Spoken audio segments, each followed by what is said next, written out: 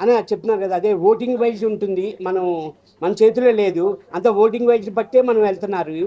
దాని యాక్చువల్లీ నాకే తెలీదు, నేను 14th వీక్ వరకు ఉంటాననేది నేనే అనుకోలేదు యాక్చువల్లీని. నిజంగా మీ అందరి సపోర్ట్ వల్లే నేను 14th వీక్ వరకు వచ్చానన్నా. ఎండింగ్ వచ్చాక ఎందుకు డౌన్ అయింది అనుకుంటున్నారు?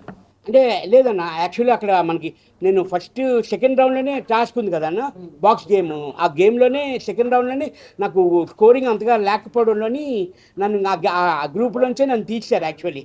అందువల్ల ఇంక నాకు ఆడడానికి అవకాశం లేదు. మనకి ఏమైనా వచ్చినా, టాస్క్ వచ్చినా, ఏదొచ్చినా మనం అటెంప్ట్ చేస్తేనే కదన్న మనం కనబడతాం యాక్చువల్లీ. ఆ గేమ్ ఆడడానికి కూడా నాకు అవకాశం లేదు. టాస్క్ వల్ల కొంచెం తగ్గింది అనుకోవచ్చు. 100% టాస్క్ వల్లే తగ్గిందన్న. ఆ టాస్క్ ఆడుతుంటేనే మనం జనరల్గా కనబడుతూ ఉంటాం యాక్చువల్లీ. ఇంకా ఆడియన్స్ కూడా ఇక్కడ వరకు చాలా అనుకున్నారేమో అనుకుంటున్నాను నేను. ప్లస్ అది ప్లస్ నామినేషన్ అప్పుడు కూడా కొంచెం స్ట్రాంగ్ పాయింట్ పెట్టలేదు అని కూడా మైనస్ అని నేను అదే చెప్తున్నాను.